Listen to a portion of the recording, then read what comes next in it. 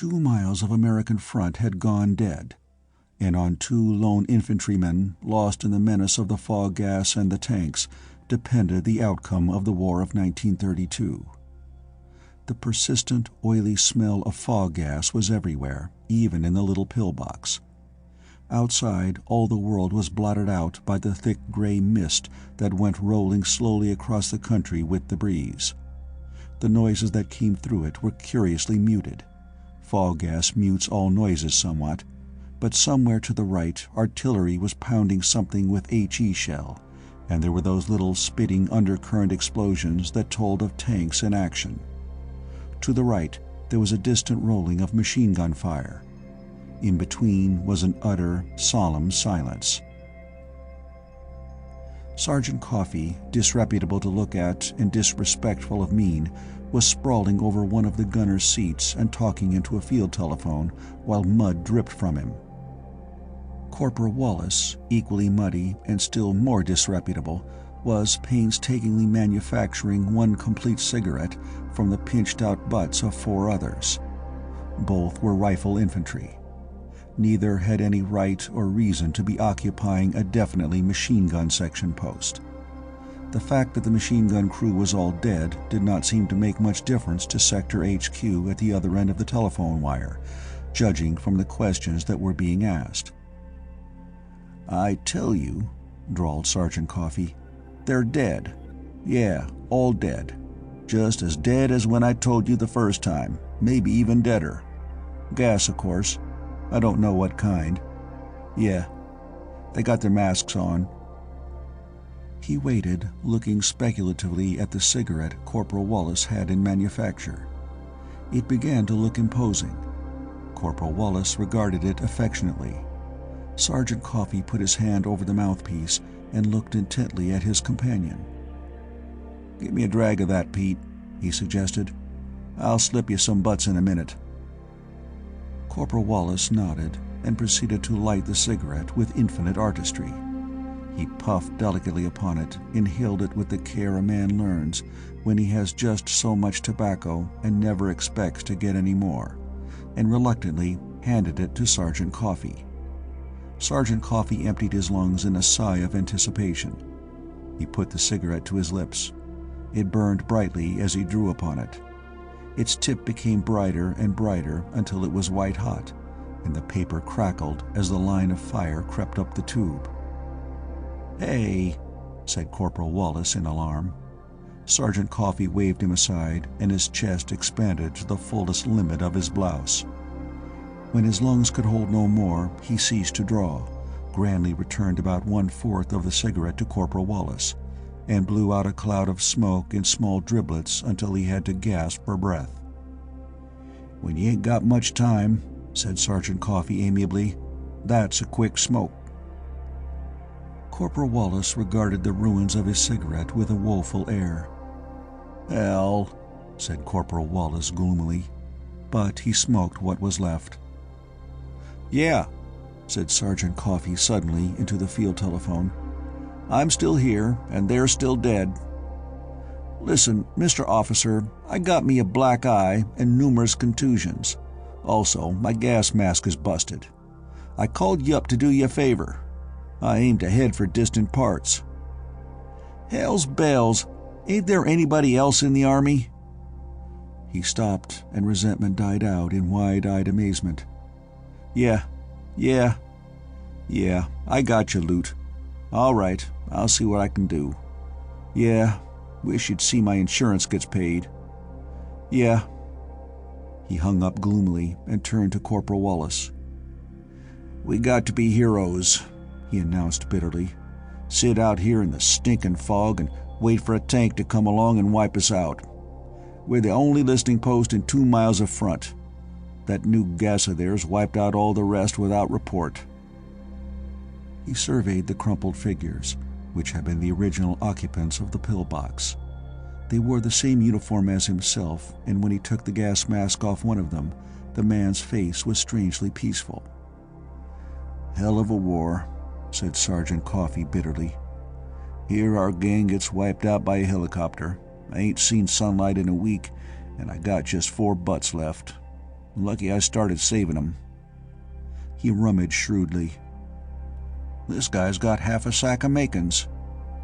Say, that was Lieutenant Madison on the line then. Transfer from our gang a couple of months back. They cut him in the line to listen in on me, make sure I was who I said I was. He recognized my voice." Corporal Wallace, after smoking to the last and ultimate puff, pinched out his cigarette and put the fragments of a butt back in his pocket. "What we got to do?"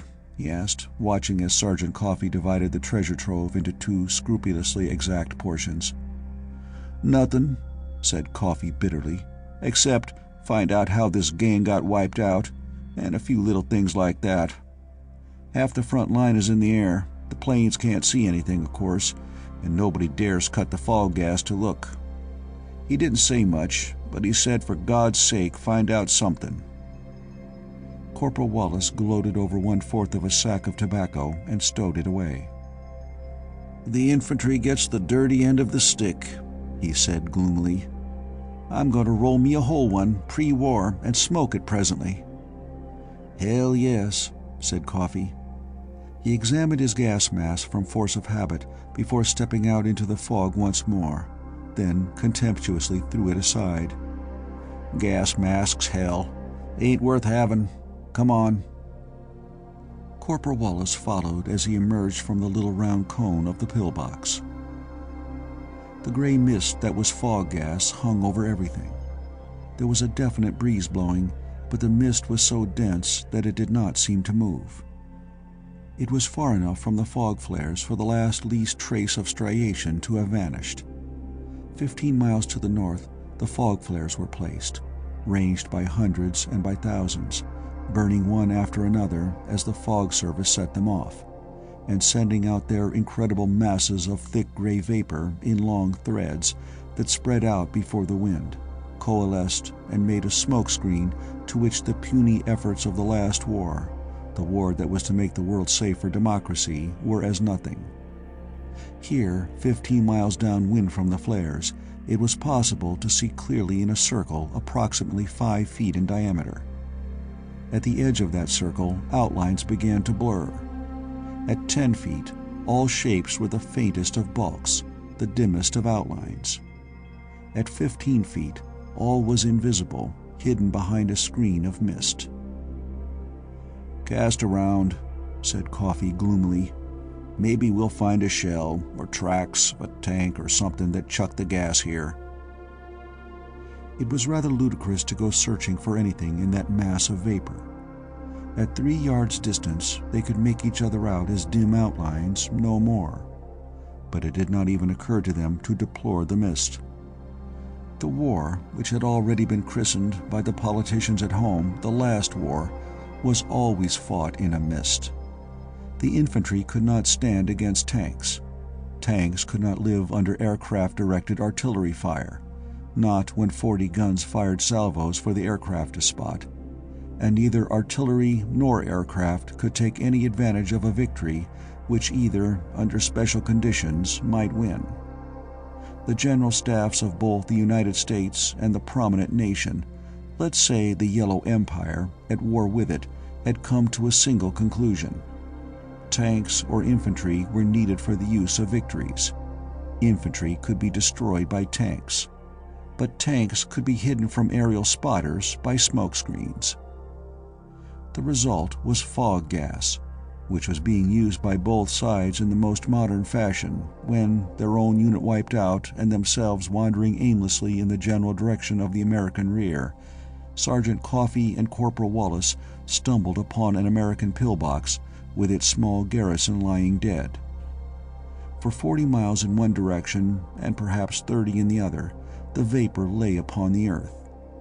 It was being blown by the wind, of course, but it was sufficiently heavier than air to cling to the ground level, and the industries of 2 nations were straining every nerve to supply the demands of their respective armies for its material.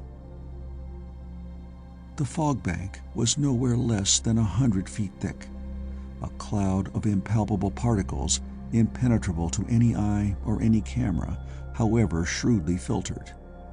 And under that mattress of pale opacity, the tanks crawled heavily. They lurched and rumbled upon their deadly errands, uncouth and barbarous, listening for each other by a myriad of devices, locked in desperate, short-range conflict when they came upon each other, and emitting clouds of deadly vapor against which gas masks were no protection when they came upon opposing infantry. The infantrymen, though, were few. Their principal purpose was the reporting of the approach or passage of tanks, and trenches were of no service to them. They occupied unarmed little listening posts with field telephones, small wireless or ground buzzer sets for reporting the enemy before he overwhelmed them. They held small pillboxes, fitted with anti-tank guns, which sometimes, if rarely, managed to get home a shell, aimed largely by sound before the tank rolled over gun and gunners alike. And now Sergeant Coffey and Corporal Wallace groped about in that blinding mist. There had been 2 systems of listening posts hidden in it, each of admittedly little fighting value, but each one deep and composed of an infinity of little pinpoint posts where 2 or 3 men were stationed. The American posts, by their reports, had assured the command that all enemy tanks were on the other side of a certain definite line. Their own tanks, receiving recognition signals, passed and repassed among them, prowling in quest of invaders. The enemy tanks crawled upon the same grisly patrol on their own side. But 2 miles of the American front had suddenly gone silent. 100 telephones had ceased to make reports along the line nearest the enemy. As Coffey and Wallace stumbled about the little pillbox, looking for some inkling of the way in which the original occupants of the small strongpoint had been wiped out, the second line of observation posts began to go dead. Now one, now another abruptly ceased to communicate. Half a dozen were in actual conversation with their sector headquarters and broke off between words. The wires remained intact. But in 15 nerve-wracking minutes, a second 100 posts ceased to make reports and ceased to answer the inquiry signal. GHQ was demanding explanations in crisp accents that told the matter was being taken very seriously indeed. And then, as the officer in command of the second-line sector headquarters was explaining frenziedly that he was doing all any man could do, he stopped short between 2 words, and thereafter he also ceased to communicate. Frontline sector headquarters seemed inexplicably to have escaped whatever fate had overtaken all its posts, but it could only report that they had apparently gone out of existence without warning. American tanks, prowling in the area that had gone dead, announced that no enemy tanks had been seen. G-81, stumbling on a pillbox no more than 10 minutes after it had gone silent, offered to investigate. A member of her crew, in a gas mask, stepped out of the port doorway. Immediately thereafter, G-81's wireless reports stopped coming in. The situation was clearly shown in the huge tank that had been built to serve as GHQ. That tank was 70 feet long and lay hidden in the mist with a brood of other, smaller tanks clustered near it, from each of which a cable ran to the telephones and instruments of the greater monster. Farther off, in the fog, of course, were other tanks, hundreds of them, fighting machines all, silent and motionless now, but infinitely ready to protect the brain of the army. The GHQ maneuver board showed the battle as no single observer could ever have seen it. A map lay spread out on a monster board, under a pitiless white light. It was a map of the whole battlefield.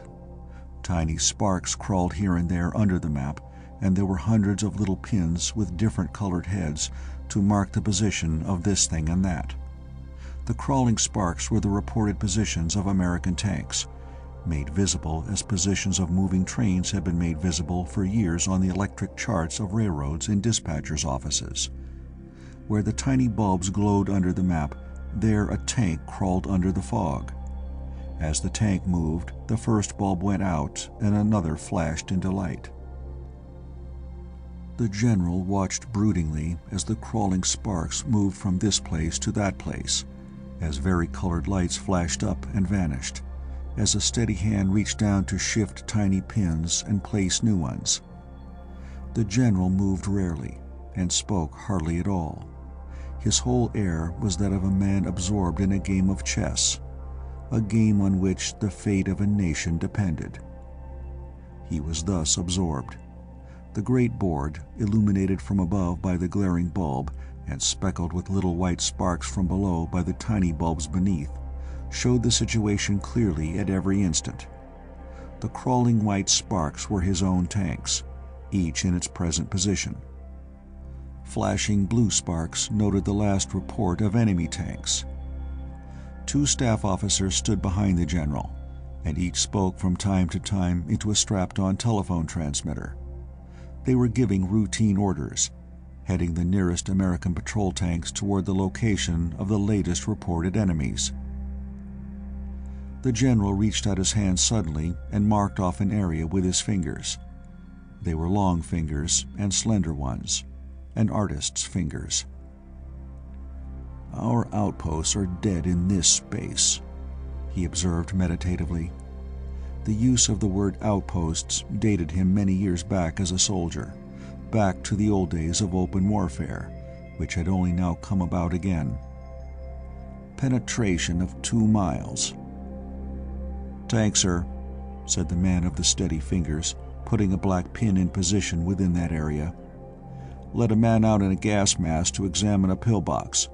The tank does not report or reply, sir." "Gas," said the general, noting the spot. "They're new gas, of course. It must go through masks or sag paste or both." He looked up to one of a row of officers seated opposite him, each man with headphones strapped to his ears and a transmitter before his lips, and each man with a map pad on his knees, on which, from time to time, he made notations and shifted pins absorbedly. "Captain Harvey," said the general, "you are sure that dead spot has not been bombarded with gas shells?" "Yes, General. There has been no artillery fire heavy enough to put more than a fraction of those posts out of action, and all that fire, sir, has been accounted for elsewhere." The officer looked up, saw the general's eyes shift, and bent to his map again, on which he was marking areas from which spotting aircraft reported flashes, as of heavy guns beneath the mist. "Their aircraft have not been dropping bombs, positively?" A second officer glanced up from his own map. "Our planes cover all that space, sir, and have for some time." "They either have a noiseless tank," observed the general meditatively, "or—" The steady fingers placed a red pin at a certain spot. "One observation post, sir, has reopened communication. 2 infantrymen, separated from their command, came upon it and found the machine gun crew dead, with gas masks adjusted. No tanks or tracks. They are identified, sir, and are now looking for tank tracks or shells." The general nodded emotionlessly. "Let me know immediately." He fell back to the ceaseless study of the board with its crawling sparks and sudden flashes of light. Over at the left, there were 4 white sparks crawling toward a spot where a blue flash had showed a little while since. A red light glowed suddenly where one of the white sparks crawled. One of the 2 officers behind the general spoke crisply. Instantly, it seemed, the other 3 white sparks changed their direction of movement. They swung toward the red flash, the point where a wireless from the tank represented by the first white flash had reported contact with the enemy. "Enemy tank destroyed here, sir," said the voice above the steady fingers. "Wiped out 3 of our observation posts," murmured the general. "His side knows it. That's an opportunity. Have those posts reoccupied."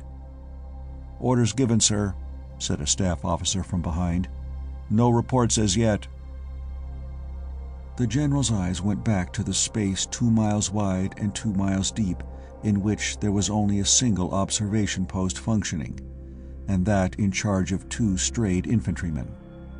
The battle in the fog was in a formative stage now, and the general himself had to watch the whole, because it was by small and trivial indications that the enemy's plans would be disclosed.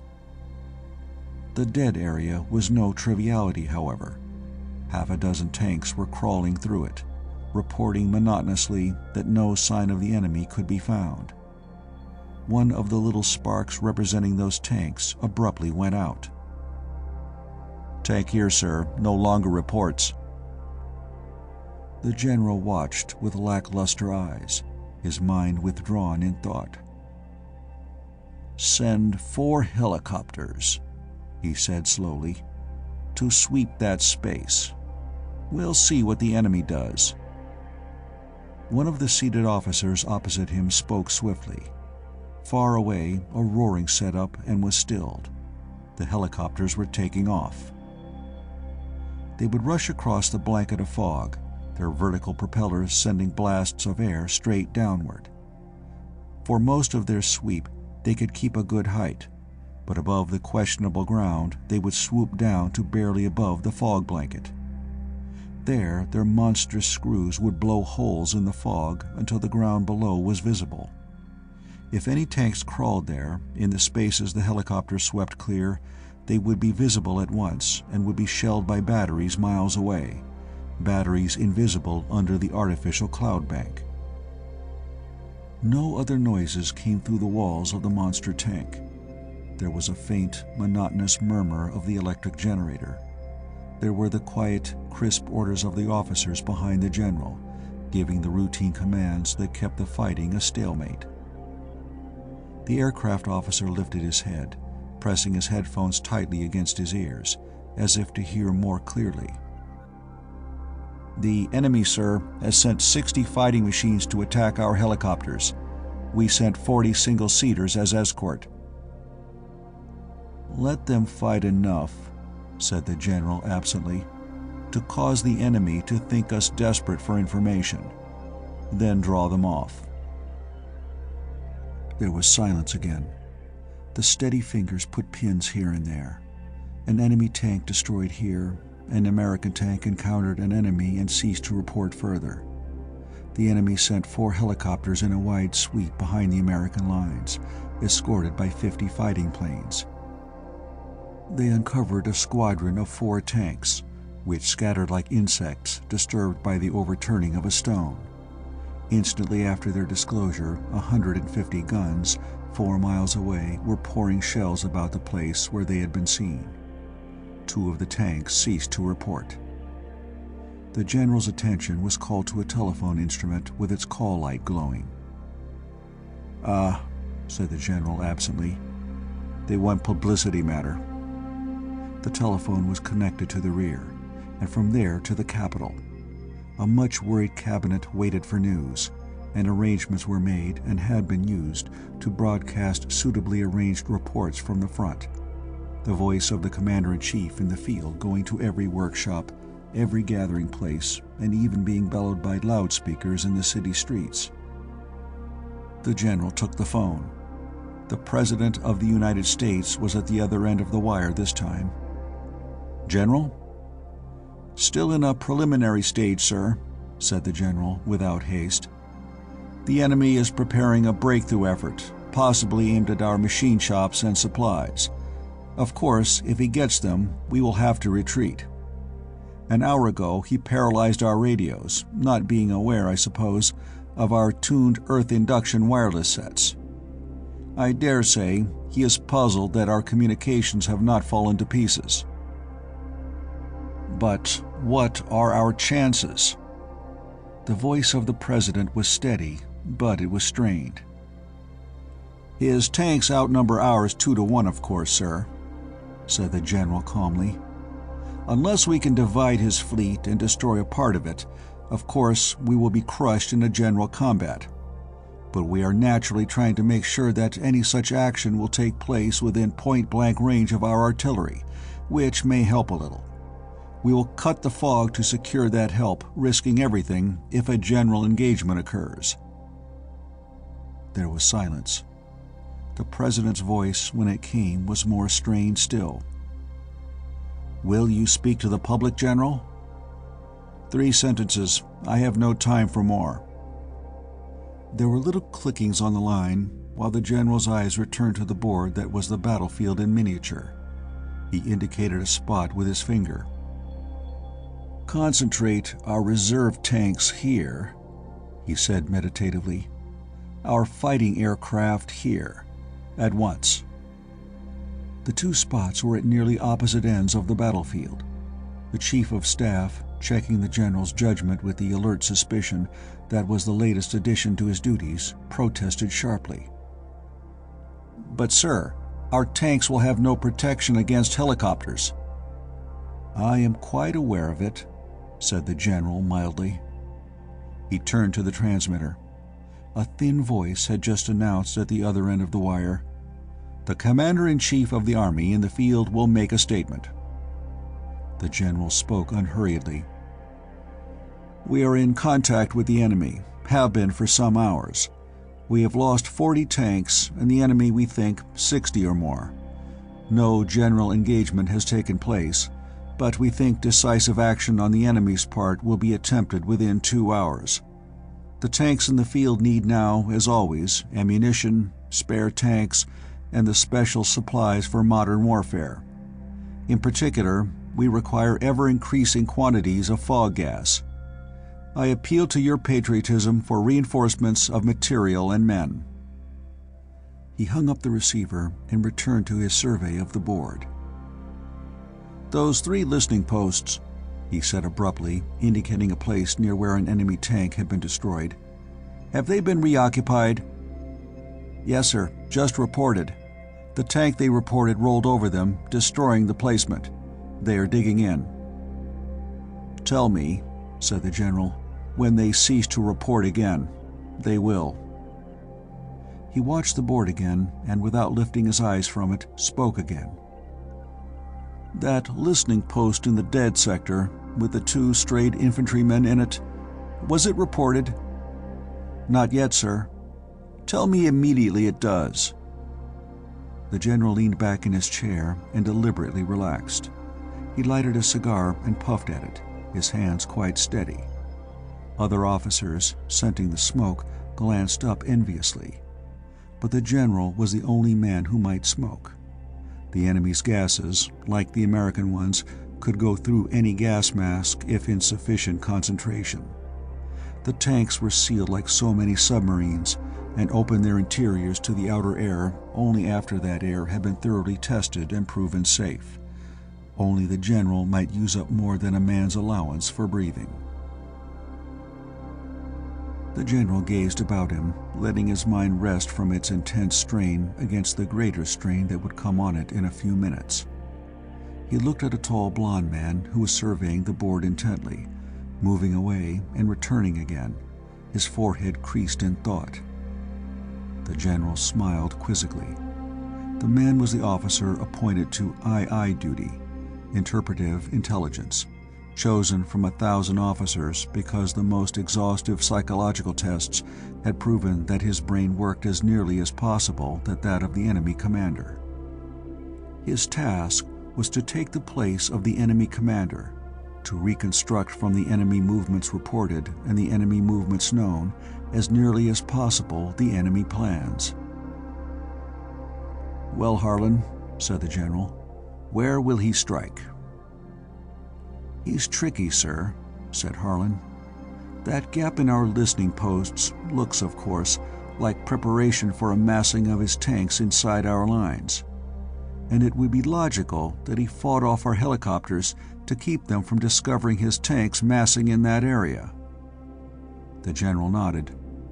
"Quite true," he admitted. "Quite true." "But," said Harlan eagerly, "he'd know we could figure that out. And he may have wiped out listening posts to make us think he was planning just so. He may have fought off our helicopters, not to keep them from discovering his tanks in there, but to keep them from discovering that there were no tanks in there." "My own idea exactly," said the general meditatively. "But again, it looks like so much like a feint that it may be a serious blow. I dare not risk assuming it to be a feint only." He turned back to the board. "Have those two strayed infantrymen reported yet?" he asked sharply. "Not yet, sir." The general drummed on the table. There were 4 red flashes glowing at different points of the board. 4 points where American tanks or groups of tanks were locked in conflict with the enemy.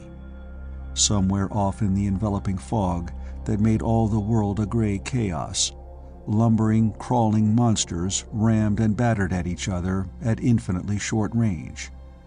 They fought blindly, their guns swinging menacingly and belching lurid flames into the semi-darkness, while from all about them dropped the liquids that meant death to any man who breathed their vapor. Those gases penetrated any gas mask, and would even strike through the sag pastes that had made the vesicatory gases of 1918 futile. With tanks by thousands hidden in the fog, 4 small combats were kept up. 4 only. Battles fought with tanks as the main arm are necessarily battles of movement, more nearly akin to cavalry battles than any other, unless it be fleet actions.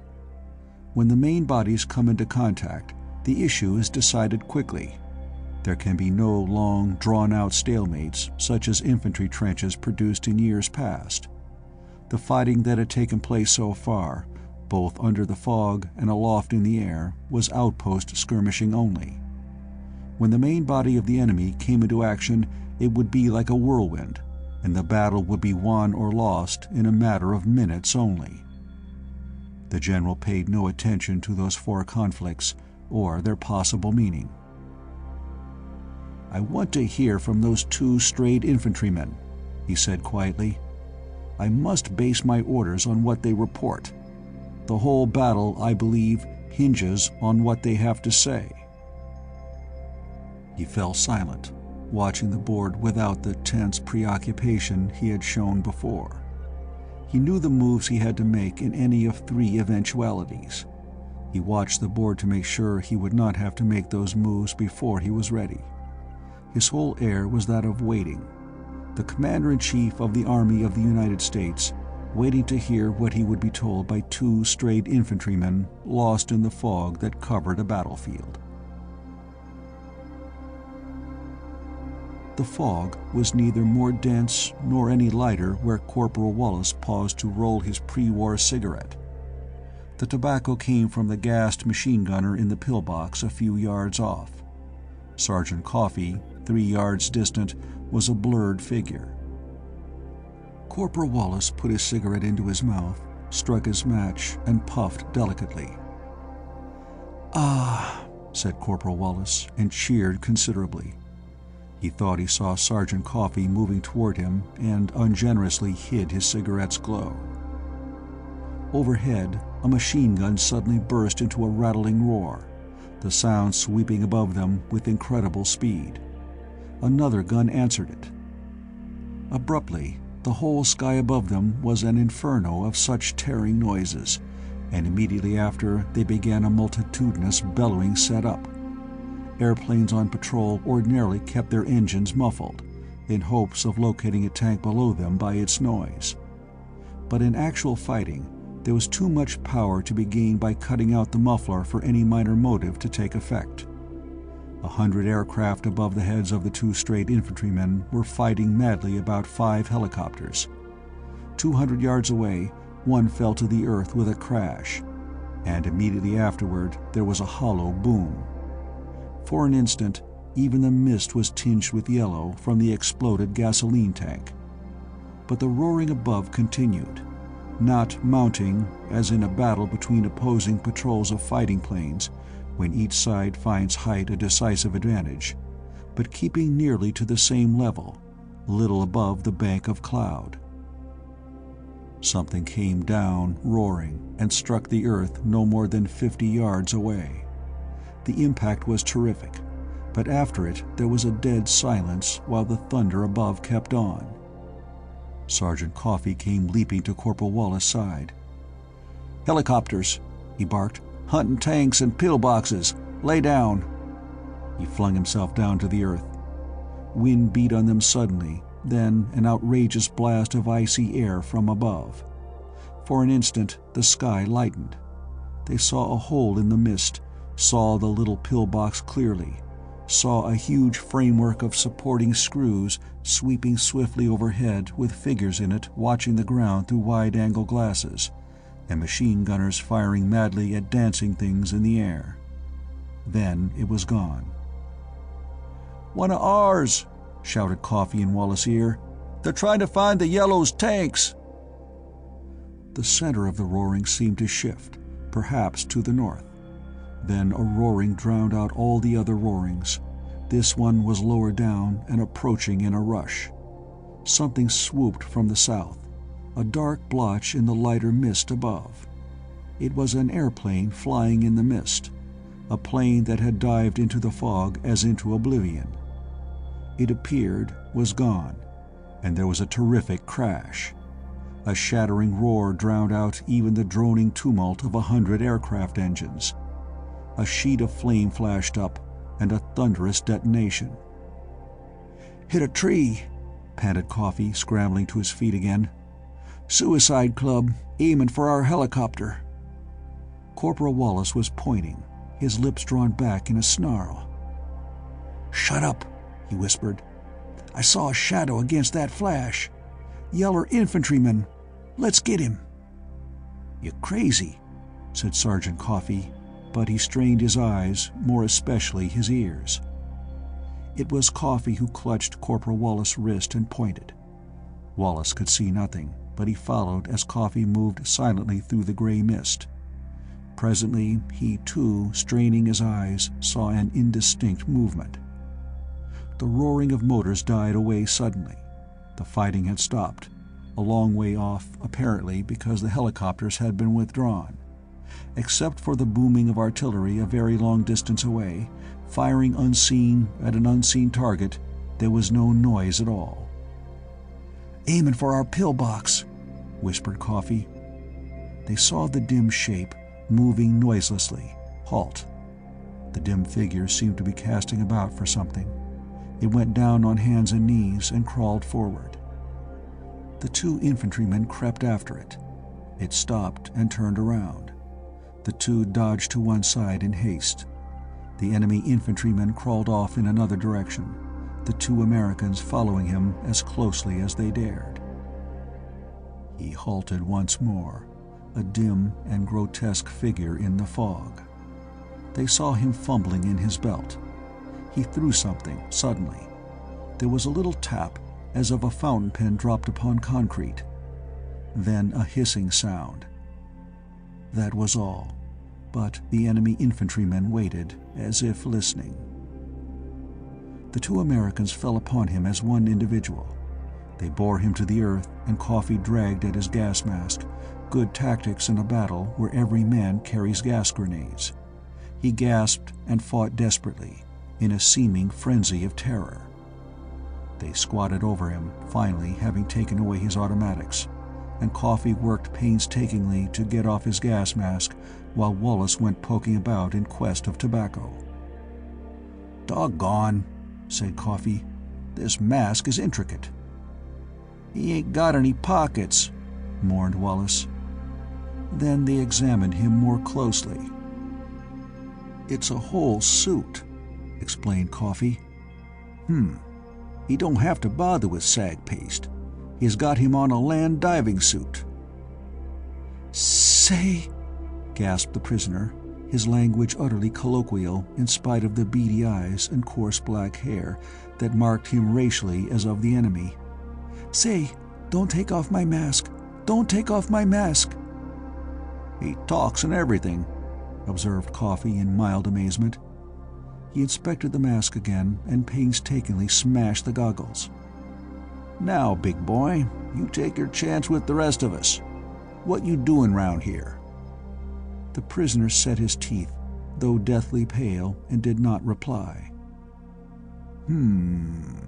Said Coffee meditatively. "Let's take him in the pillbox and let Lieutenant Madison tell us what to do with him." They picked him up. "No, no! For God's sake, no!" cried the prisoner shrilly. "I just gassed it." The two halted.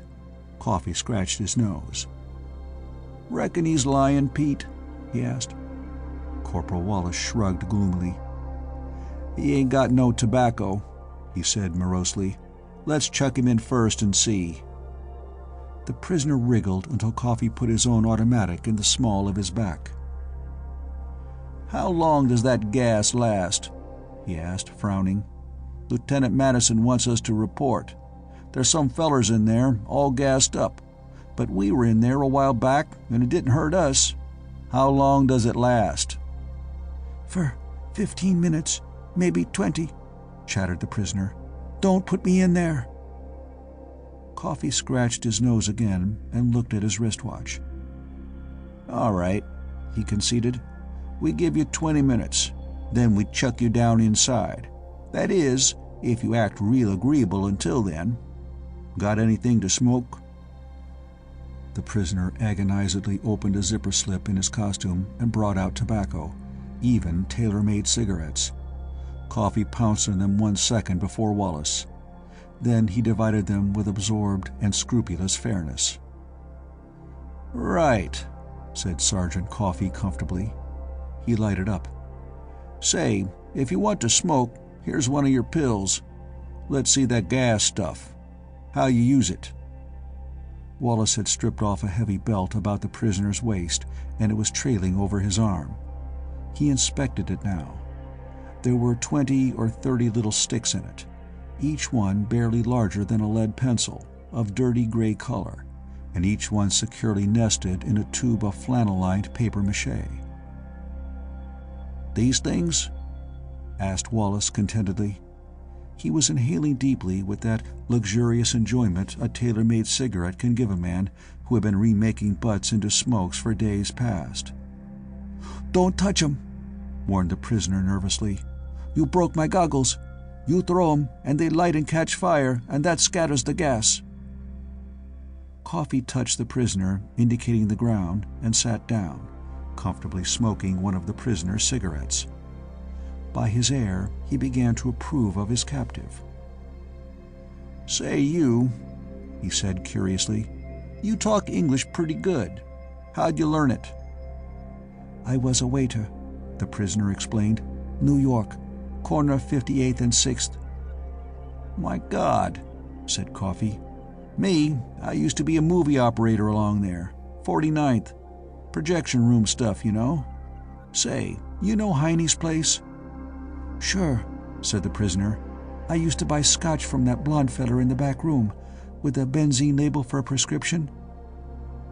Coffee lay back and slapped his knee. "Ain't it a small world?" he demanded. "Pete here, he ain't never been in any town bigger than Chicago. Ever in Chicago?" "Hell," said Wallace, morose yet comfortable with a tailor-made cigarette. "If you guys want to start an extra war, go to knockin' Chicago, that's all." Coffee looked at his wristwatch again. "Got 10 minutes yet," he observed. "Say, you must know Pete Hanfrey." "Sure, I know him," said the enemy prisoner scornfully. "I waited on him. One day, just before us reserves were called back home." In the monster tank that was headquarters, the general tapped his fingers on his knees.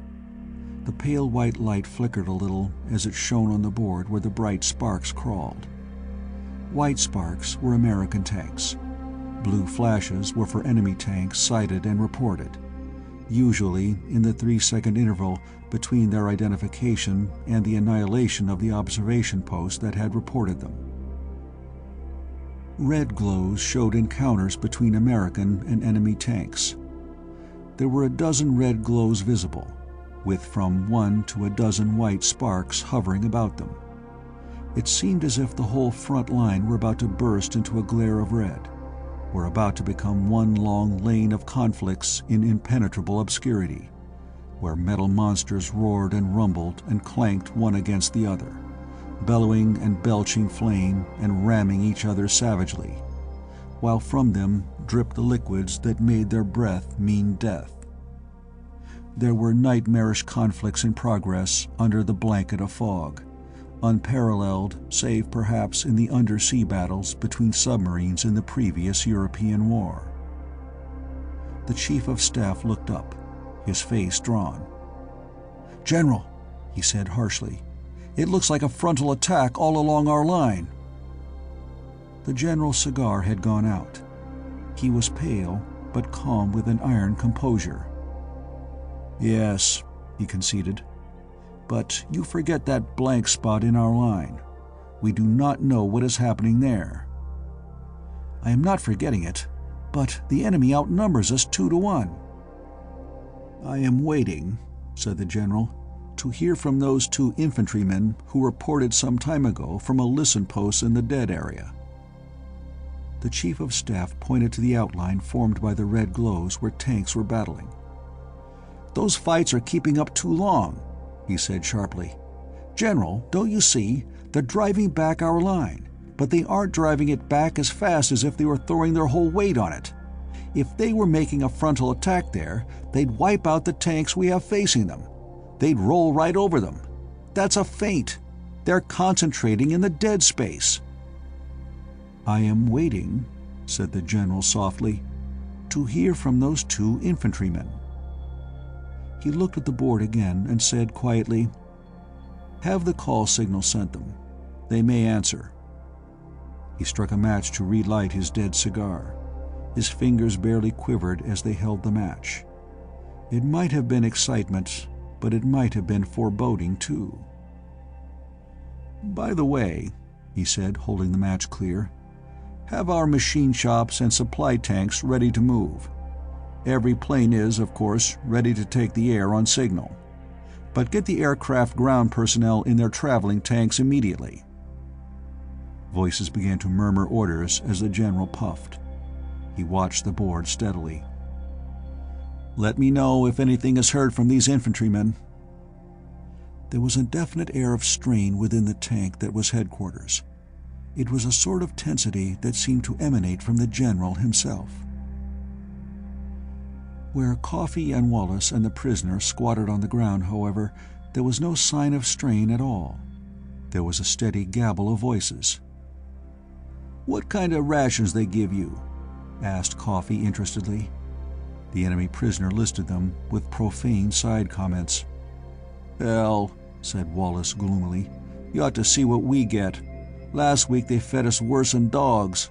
And the canteen stuff." "Your tank men, they get treated fancy?" asked the prisoner. Coffee made a reply consisting almost exclusively of high-powered expletives.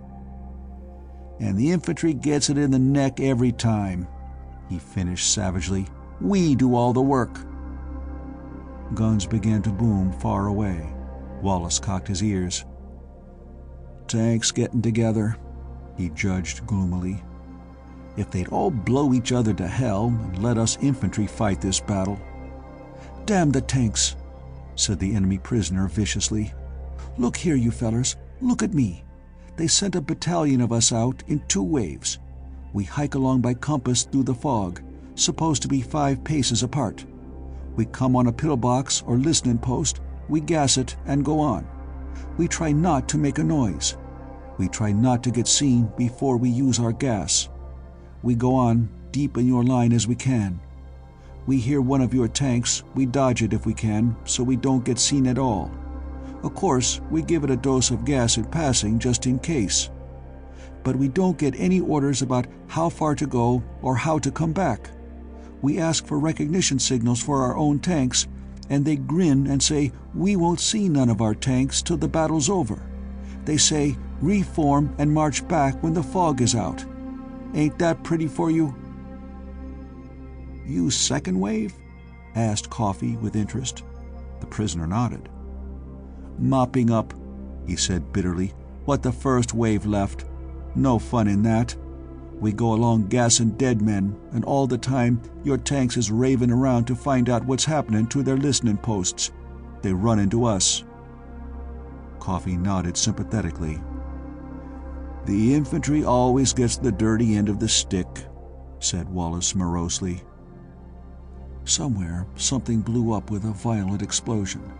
The noise of battle in the distance became heavier and heavier. "Going it strong," said the prisoner, listening. "Yeah," said Coffee. He looked at his wristwatch. "Say, that 20 minutes is up. You go down in there first, big boy." They stood beside the little pillbox. The prisoner's knee shook.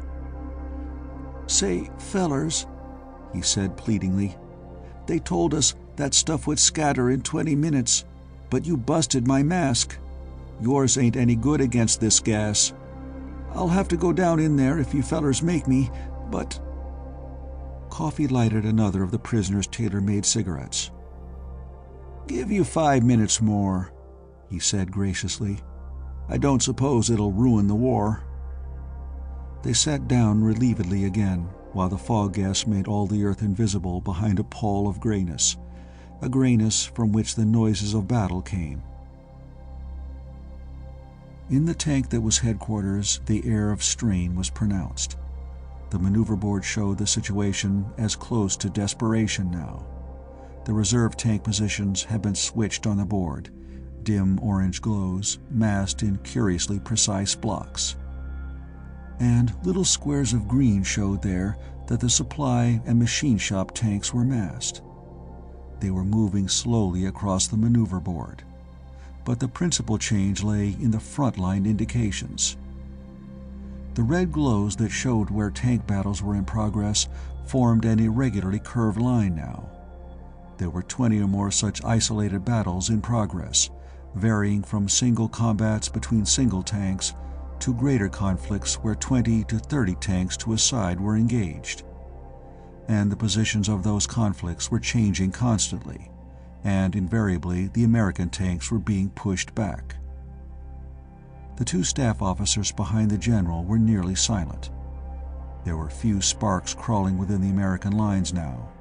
Nearly every one had been diverted into front-line battles. The two men watched the board with feverish intensity, watching the red glows moving back and back. The chief of staff was shaking like a leaf, watching the American line stretched and stretched. The general looked at him with a twisted smile. "I know my opponent," he said suddenly. "I had lunch with him once in Vienna. We were attending a disarmament conference." He seemed to be amused at the ironic statement. "We talked war and battles, of course, and he showed me, drawing on the tablecloth, the tactical scheme that should have been used at Cambrai back in 1917. It was a singularly perfect plan. It was a beautiful one." "General," burst out one of the two staff officers behind him, "I need 20 tanks from the reserves." "Take them," said the general. He went on, addressing his chief of staff. "It was an utterly flawless plan. I talked to other men. We were all pretty busy estimating each other there, we soldiers. We discussed each other with some freedom, I may say. And I formed the opinion that the man who is in command of the enemy is an artist, a soldier with the spirit of an amateur. He's a very skillful fencer, by the way. Doesn't that suggest anything?" The chief of staff had his eyes glued to the board. "That is a feint, sir. A strong feint, yes, but he has his force concentrated in the dead area." "You are not listening, sir," said the general reprovingly. "I am saying that my opponent is an artist, an amateur, the sort of person who delights in the delicate work of fencing. I, sir, would thank God for the chance to defeat my enemy. He has twice my force, but he will not be content merely to defeat me.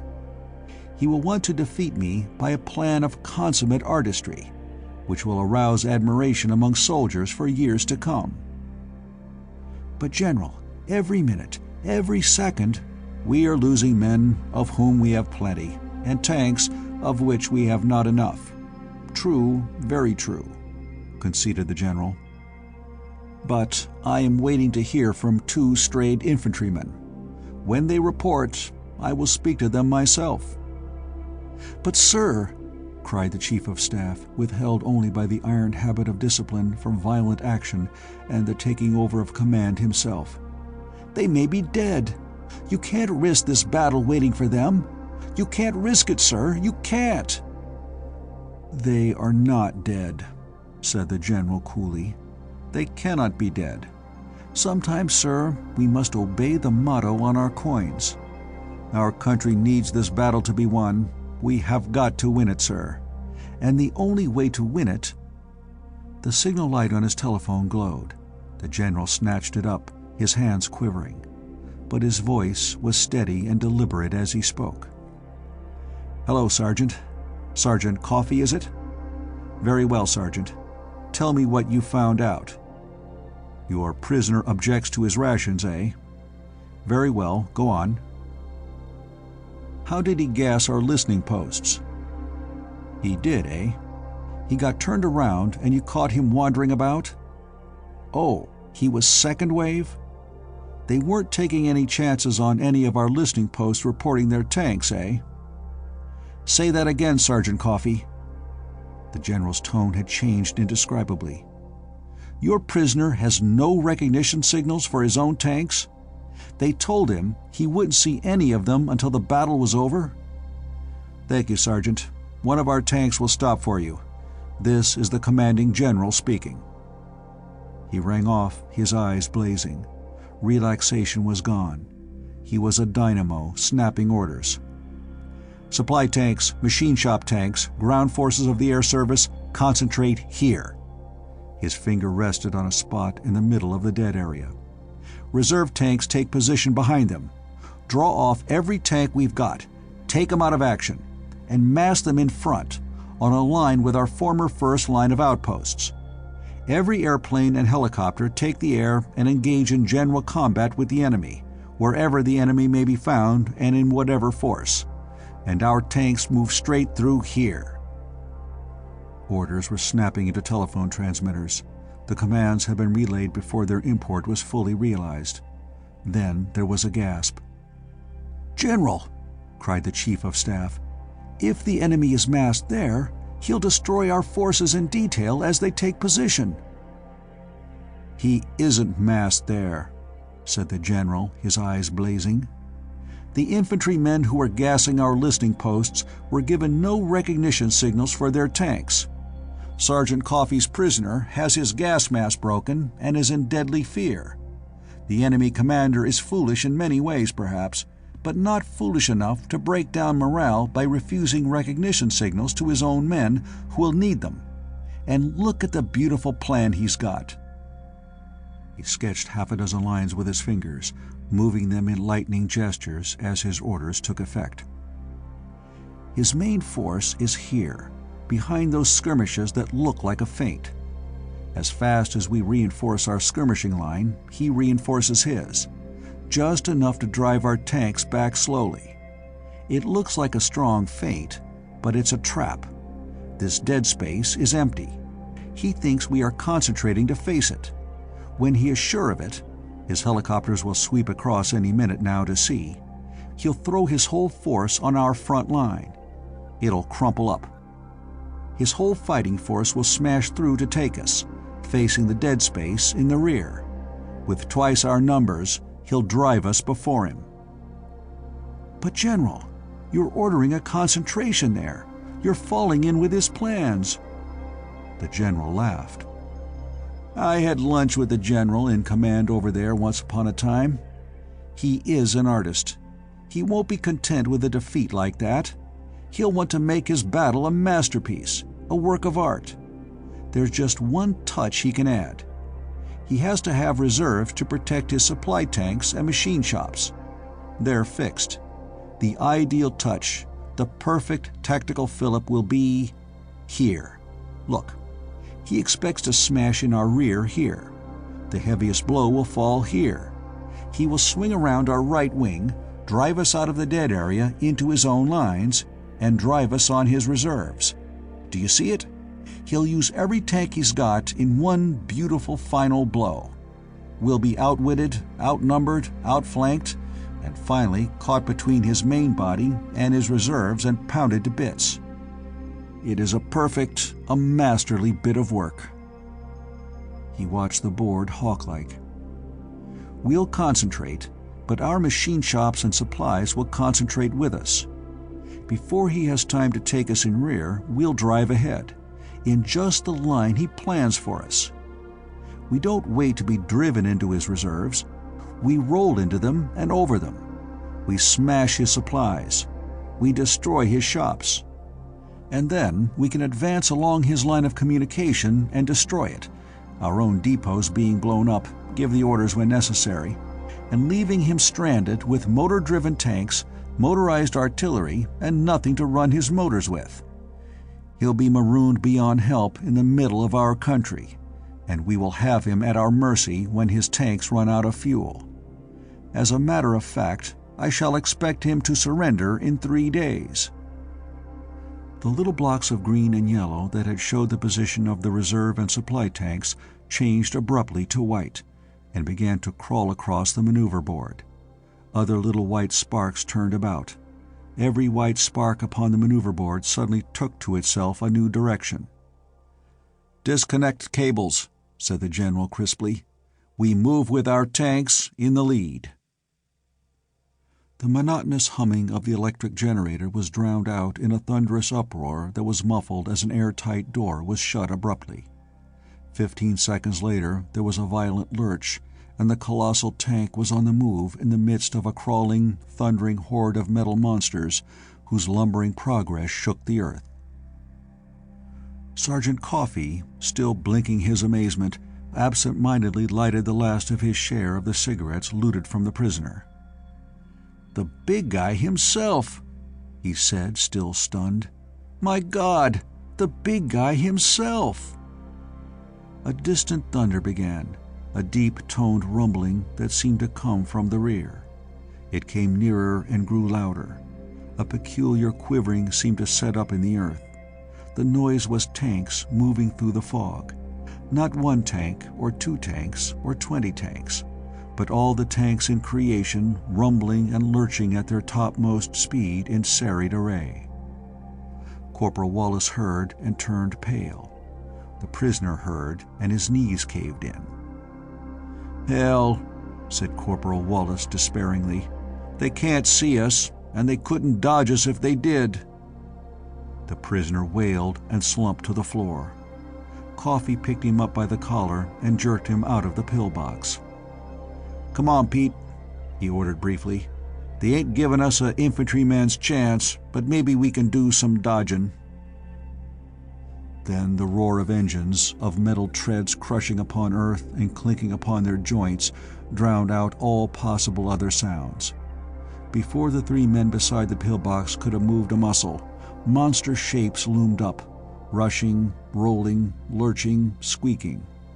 They thundered past, and the hot fumes of their exhaust enveloped the trio. Coffey growled and put himself in a position of defiance. His feet braced against the concrete of the pillbox dome. His expression was snarling and angry, but surreptitiously he crossed himself. He heard the fellows of the 2 tanks that had roared by him, thundering along in alignment to the right and left. A 20-yard space, a second row of the monsters came hurtling on, gun muzzles gaping, gas tubes elevated, spitting smoke from their exhausts that was even thicker than the fog. A 3rd row, a 4th, a 5th. The universe was a monster uproar. One could not think in this volume of sound. It seemed that there was fighting overhead. Crackling noises came feebly through the reverberating uproar that was the Army of the United States in full charge. Something came whirling down through the overhanging mist and exploded in a lurid flare that, for a second or two, cast the grotesque shadows of a row of tanks clearly before the trio of shaken infantrymen. Still the tanks came on and roared past. 20 tanks, 21, 22. Coffey lost count, dazed and almost stunned by the sheer noise. It rose from the earth and seemed to be echoed back from the topmost limit of the skies. It was a colossal din, an incredible uproar, a sustained thunder that beat at the eardrums like the reiterated concussions of 1,000 guns that fired without ceasing. There was no intermission, no cessation of the tumult. Row after row after row of the monsters roared by, beaked and armed, going greedily with hungry guns into battle. and then, for a space of seconds, no tanks passed. Through the pandemonium of their going, however, the sound of firing somehow seemed to creep. It was gunfire of incredible intensity, and it came from the direction in which the front-rank tanks were heading. 48, 49, 40-10, 40-11, muttered Coffey dazedly, his senses beaten down almost to unconsciousness by the ordeal of sound. God, the whole army went by. The roaring of the fighting tanks was less, but it was still a monstrous din. Through it, however, came now a series of concussions that were so close together that they were inseparable, and so violent that they were like slaps upon the chest. Then came other noises, louder only because nearer. These were different noises, too, from those the fighting tanks had made. Lighter noises. The curious, misshapen service tanks began to rush by, of all sizes and all shapes. Fuel carrier tanks, machine shop tanks, huge ones these, commissary tanks. Something enormous and glistening stopped short. A door opened. A voice roared an order. The three men, beaten and whipped by noise, stared dumbly. "Sergeant Coffey!" roared the voice. "Bring your men, quick!" Coffey dragged himself back to a semblance of life. Corporal Wallace moved forward, sagging. The two of them loaded their prisoner into the door and tumbled in. They were instantly sent into a heap as the tank took up its progress again with a sudden sharp leap. "Good man," grinned a sooty-faced officer, clinging to a handhold. "The general sent special orders you were to be picked up. Said you'd won the battle. It isn't finished yet, but when the general says that—" "Battle?" said Coffey dully. "This ain't my battle. It's a parade of a lot of damn tanks." There was a howl of joy from somewhere above. Discipline in the machine shop tanks was strict enough, but vastly different in kind from the formality of the fighting machines. "Contact!" roared the voice again. "General Wireless is going again. Our fellows have rolled over their reserves and are smashing their machine shops and supplies." Yells reverberated deafeningly inside the steel walls, already filled with tumult from the running motors and rumbling treads. "Smashed 'em up!" shrieked the voice above, insane with joy. "Smashed 'em! Smashed 'em! Smashed 'em! We've wiped out their whole reserve, and—" A series of detonations came through even the steel shell of the lurching tank. Detonations so violent, so monstrous, that even through the springs and treads of the tank the earth concussion could be felt. "There goes their ammunition! We set off all their dumps!" There was sheer pandemonium inside the service tank, speeding behind the fighting force with only a thin skin of reserve tanks between it and a panic-stricken, mechanically pursuing enemy. "Yell, you birds!" screamed the voice. "The general says we've won the battle! Thanks to the fighting force! We're to go on and wipe out the enemy line of communications, letting him chase us till his gas gives out. Then we come back and pound him to bits. Our tanks have wiped him out." Coffey managed to find something to hold on to. He struggled to his feet. Corporal Wallace, recovering from the certainty of death and the torture of sound, was being very seasick from the tank's motion. The prisoner moved away from him on the steel floor. He looked gloomily up at Coffey.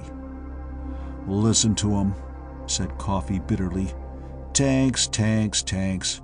Hell, if they'd given us infantry a chance—" "You said it," said the prisoner savagely. "This is a hell of a way to fight a war." Corporal Wallace turned a greenish face to them. "The infantry always gets the dirty end of the stick," he gasped. Now they make an infantry ride in tanks. Hell,